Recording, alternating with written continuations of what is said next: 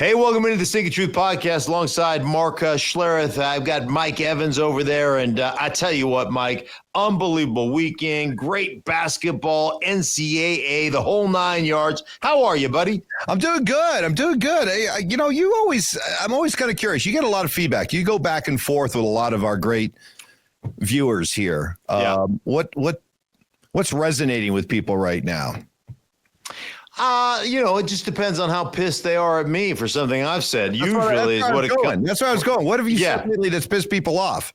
I don't know. Have I said anything lately that has really pissed people off? Like people in Cincinnati were real mad at me for a while. One thing that seems to be, on the horizon, certainly Brock Purdy is going to sign a new contract, right? And I think everybody likes the story, right? Everybody likes Brock Purdy, the guy, Mr. Irrelevant, last player drafted, been to 2 NFC championship games, been to a Super Bowl. Wasn't his fault that Kyle Shanahan decided to take the ball and not go last and, let Patrick Mahomes know exactly what he needed to do to win a game. So I think generally people feel like they really like the guy, Brock Purdy. They like the guy, Brock. But I think there is a real kind of delineating line between people who think that Brock Purdy's a top 10 quarterback like I happen to think he is, and then people who think that he is just a product of Kyle Shanahan and the talent the 49ers have. And that seems to be a real sticky kind of conversation on the podcast, and people kind of going at me for either, yeah, I totally agree with you, Stink, or yeah, you will see, because Brock Purdy simply just has had so many weapons around him. Well, this isn't the first time we've seen a quarterback who's been, the quarterback of a really good team, a really good offense. And there is that backhanded compliment, right? He's a good game manager. Yeah. He executes the system, that it's the idea that he doesn't do anything that goes above the X's and O's. He just is a perfect manager of the X's and O's. So, all right, you like Brock Purdy. What do you point to? What do you see in Brock Purdy that makes you say this guy isn't just simply a game manager? Yeah. So, Mike, people talk about the talent that they have amassed. Well, they didn't have Christian McCaffrey for the majority of the season last year. Deebo Samuel was not the Deebo Samuel we remember from 2021. Plus, he was disgruntled. Plus, he was a distraction. You saw him choking out the long snapper. Was it Pepper Tabor? Whatever the guy's name is. Or Tabor Pepper. I might have that backwards. My dyslexia kicks in. I have no idea what I'm talking about. But you know what I'm talking about, where he's choking him at the neck and going after the kicker and the whole 9 yards. That was awful. And, there's a lot of different things that went on during the course of the season. They draft Ricky Pearsall in the first round. He gets shot, at an event and misses the first part of the season.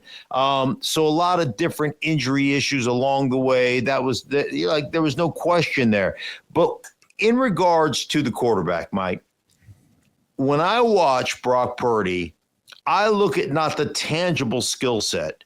And I think so much of today, we want to see tangible things, right? It's easy to say, hey, Lamar is one of the greatest athletes I've ever seen. Lamar Jackson, his ability to run, scramble around, look at that, makes a big throw.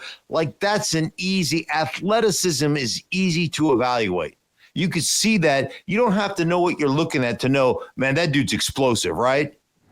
So when it comes to Brock Purdy, from a tangible skill set, he probably, I don't even know that he's middle of the pack. When it comes to arm talent, athleticism, I think he's sneaky athletic. I think he's a lot better than you think he is, moving around in the pocket. But what I see is a guy who processes information like that. I've watched him go from the front side to the back side, 1, 2, 3, eliminating things off the bat. So he sees the defense instantly and goes, I can't go there. Let me go to read 2. I've already eliminated read 1 based on the look I got. Let me get to 2. Okay, let me get the back 3. No, 4, backside, bam, touchdown. and you watch it happen in 1.5 seconds.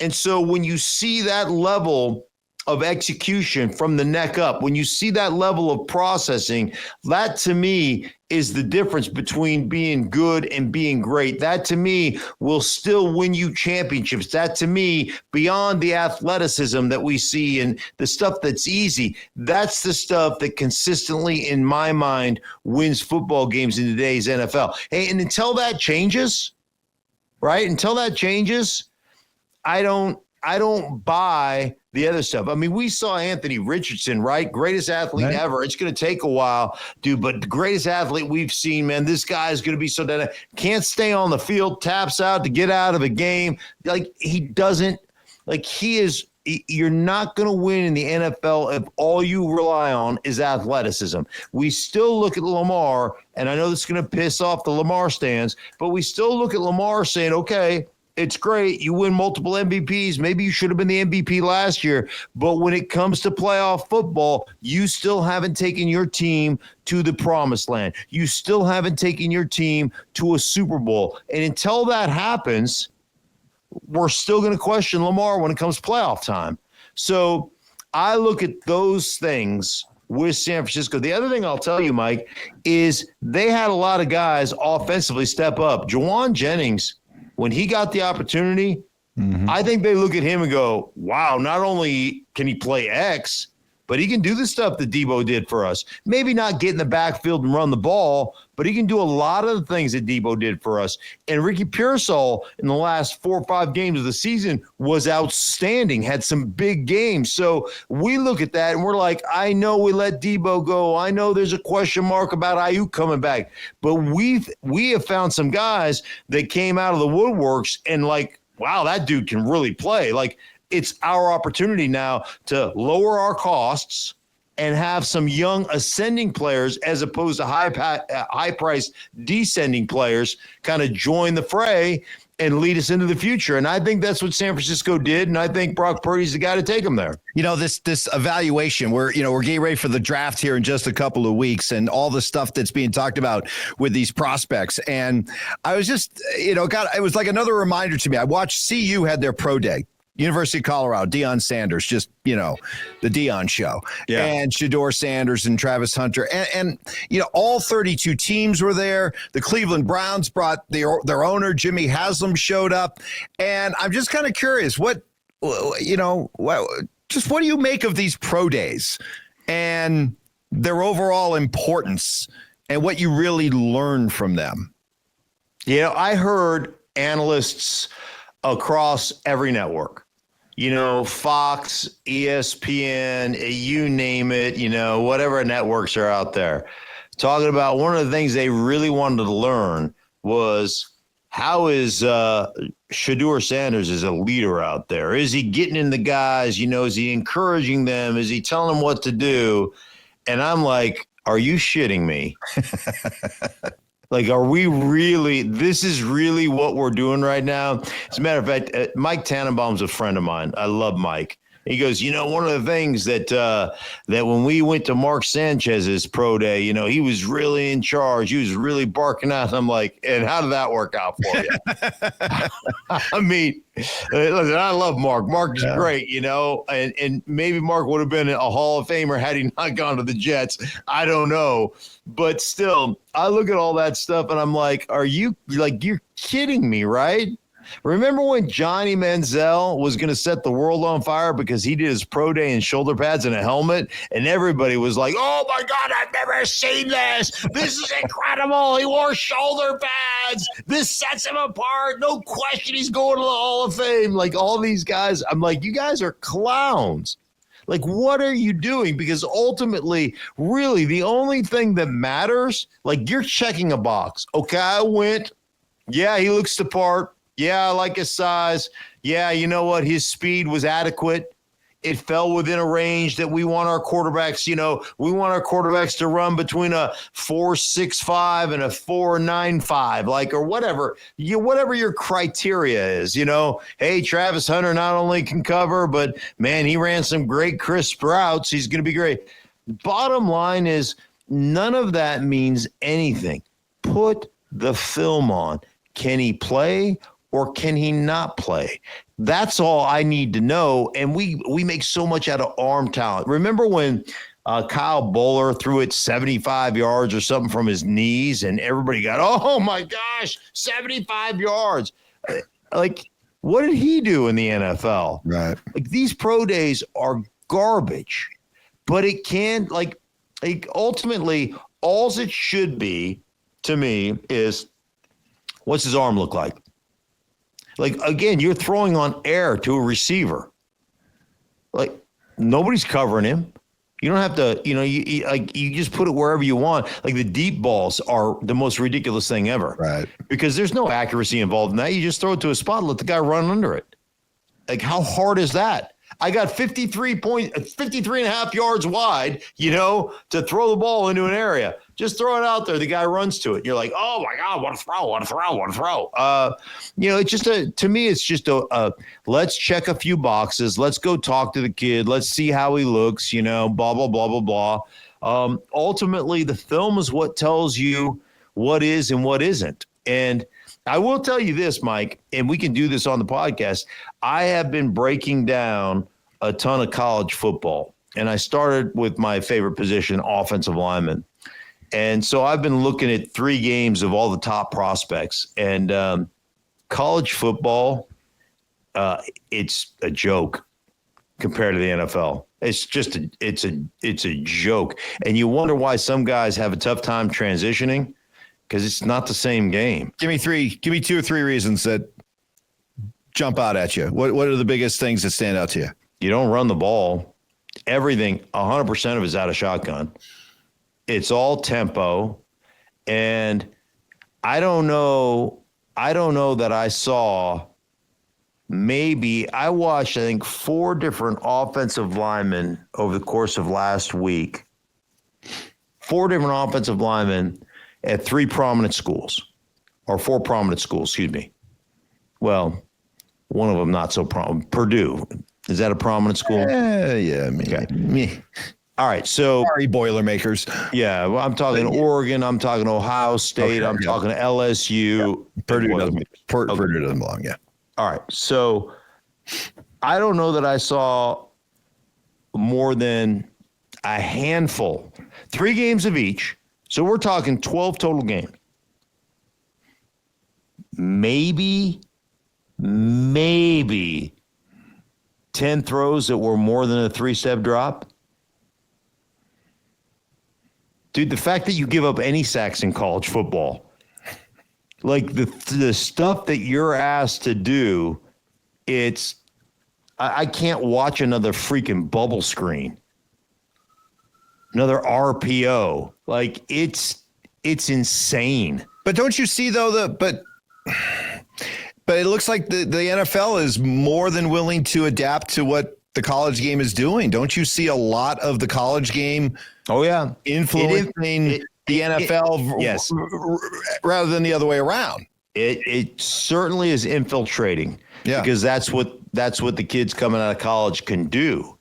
But there is still so much more, there's so much deeper a run game. There's so much deeper, from the standpoint of the drop back game and, in the play pass game, and where you're actually taking 5-step drops with hitches and you're taking 7-step drops and then being under center. Like, nobody's under center. And I can't tell you how many throws out to the wide side of the field, whether it's orbit motion, throwing the guy out there, or whether it's just a bubble screen to the wide guy, or there's just so much of that.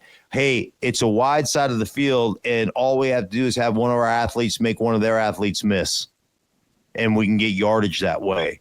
It's just like I said, it's a different game. I don't necessarily care. Like, I'm not offended by it, but I don't care for it. And as I watch it, I'm like, this is why it's hard to transition. Like, obviously, receivers in today's game, that transition, because a lot of it is, you're correct, a lot of it is that. But it's just a different game. So it's really interesting to watch and go, like, not a lot of great kind of run blockers. Everything's 2-point stance. Everything's out of gun. Everything's off of RPO. Like, everything is like It just is different. It's a completely different game. And you know, the thing about it too is that it's gotta be difficult for NFL evaluators, because one thing that's still proven is that if you are strong on the line of scrimmage, if you have a strong above average offensive line, you're gonna compete. You just are. So it's an area that still matters so much in the NFL. But what I'm hearing from you is it's really hard to evaluate these guys coming out of college, and Right. just how much NFL readiness do they have right away, and what's their ceiling to be able to get to where you need to be in the NFL, especially, you know, from your area of expertise. Right. Yeah, I watched 3 games of Will Campbell from LSU, and I'm talking about games against Arkansas, Florida, and Alabama, right? So really good competition. I think other than short yardage and goal line, everything is in a 2-point stance. He never gets in a stance. They run it at like everything is 100% out of shotgun. And it's just interesting. It's just, like I said, it's just a different game. Now he's got unbelievable skills, footwork wise, sets, but again, everything's a 3-step drop. So it's like in the college game, you don't do a lot of changing of your sets, where you attack one thing and you're like, oh, I got a 3-stepper here, but this is a 5-stepper, but this is a 5-stepper, has a couple of hitches. So I got to get some distance off the ball. Oh, this is a 5-stepper with no hitch. Let me go attack the line of scrimmage. Like there's not a lot of variety in what they do, because the ball is just, it's snap out, snap out, snap out, snap out. And that's the tempo of the game. So there's not a lot of holding up. There's not a lot of change of set. There's not a lot of, there's very little deep drops. There's very little of that aspect of football involved. And so when you transition to the NFL, you're going to be exposed to all that. And sometimes, like NFL football, man, you got to put your hand in the dirt and we got to come off the ball. We got to get into 4-minute offense. And our 4-minute offense isn't throwing bubble screens. Like you got to do some of that stuff. And so, yes, it has morphed into more of a college, the college system, which was really influenced by the high school system that influenced the college system. It's this trickle up theory kind of, so to speak, but it's just really, really different. You can still see guys, where guys don't really have a great skill set coming off the ball, technique wise, creating leverage. And what you really don't see is you see pretty good, like athletic and feet. Most of the guys transition well, athletic feet. What you really don't see is guys that have weapons for hands. Most everything, because you don't get most everything is just reach out, and it's like being at church, laying your hands on people and praising Jesus, right? It's like saving souls. And there's no place for saving souls on a football field. You want to snatch the soul out of somebody's chest by using your hands as a freaking weapon. And nobody in college football uses their hands as a weapon. They all like, and it makes me, I'm watching it go, would you fucking strike somebody? Please, for the you've always, whenever you start getting animated about offensive line, you always you make the noises, like when you stab somebody. What's your stabbing with hands when you're really grabbing somebody? What noise do you make? Mostly it's my feet, right? My feet are like, and I come off the ball and you just snatching people up, and oh man, it makes me happy. But yeah, it's a skill set that most guys don't have, and so it's just really the good ones have it. Like, I mean, real quick, just last point on this topic here. Like, if you went back and I know you're a big Penei Sewell fan, from the Detroit Lions. If you went back and looked at his college film now, would you see a lot of those things? And would you be worried about, he was in a 2-point stance most of the time? And, would you have had some of those same concerns about a guy who you believe might be the best in the NFL right now? But he had some of those things to overcome coming out of college. I'm sure that I would. Yeah, I'm sure that I would. And that's part of it. That's part of that transitional process, right? Is learning how to play at the next level. But when you have I don't care what sport you play, Mike. If you've got good hands and good feet, especially good feet. Darryl Green used to say this all the time. Hands are great, but feet are better. Feet will get you out of trouble. So if you've got great hands and great feet, you can play any position. You can be a shortstop, second baseman, hands and feet, right? How you get to the ball, how you cut off those angles, hands and feet, right? Get your feet set, get over to where you got to get to, soft hands, scoop the ball up, throw at different arm angles, all that kind of stuff. Boxer, hands and feet, hands and feet.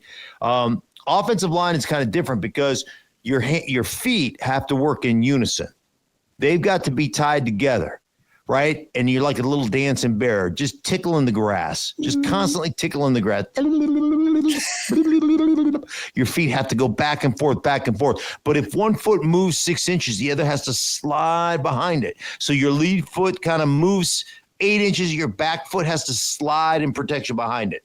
Right. And so you never want to have your cleats off the grass. So they just, like I said, they just tickle the grass. It's not about stepping, bop, bop, bop, bop. It's about just sliding because you want your cleats in the ground when contact is made. So you've got to have that. But your hands have to be independent contractors.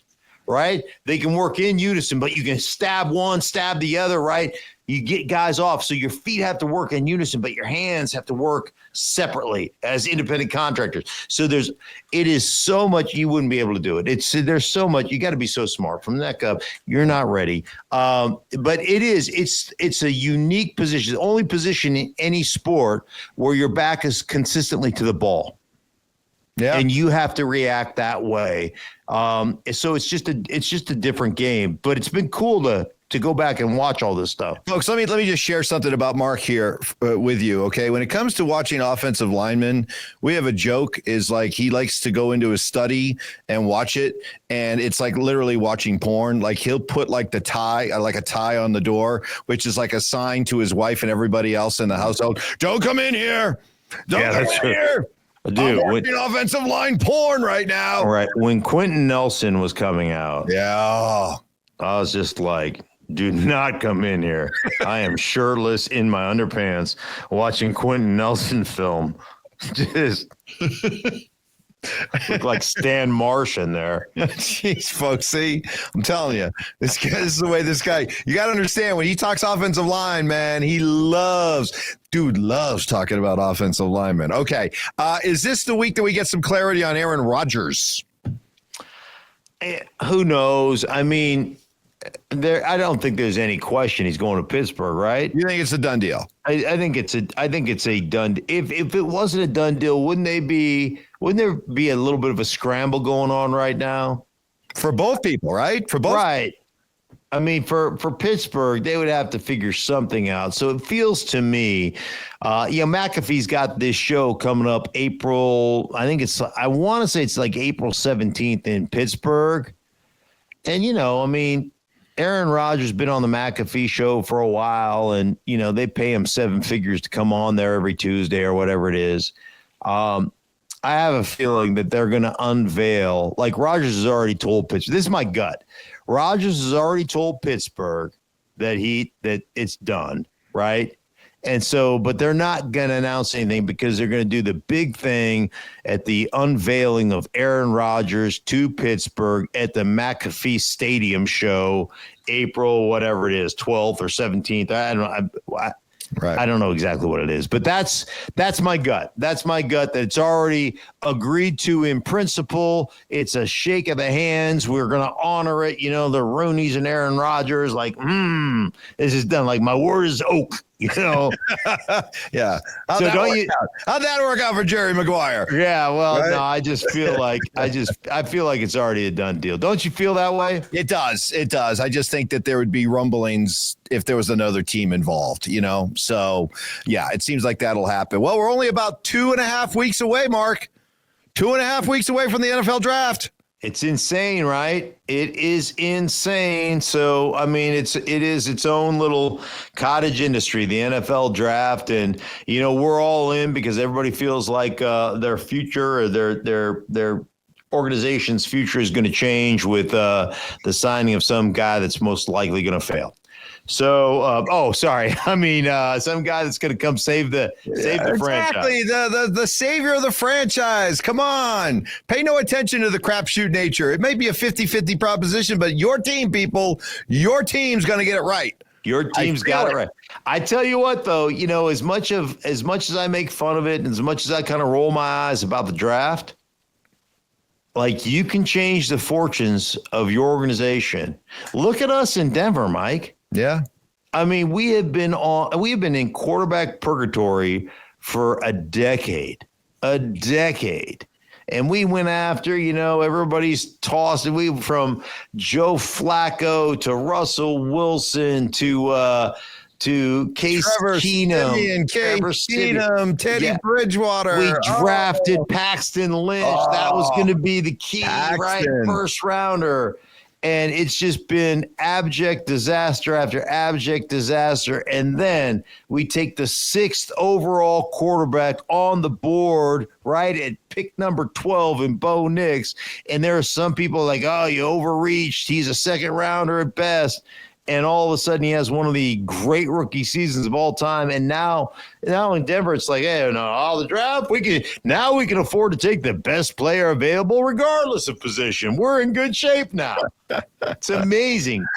Well, I'll leave you with this. I would say that maybe the best way to describe the draft is this. Yeah, it tends to be kind of a 50-50 crapshoot type field, but there's no denying the teams that are able to do it a little bit better than the others tend to be the teams that change their fortunes fast, or they stay a contender for a long time. So it's still important. It's a hard thing to predict, but there is still something to the idea that if you can do it a little bit better than the others typically do, then you will stand apart. There's no question about it, man. No. There is no question about it.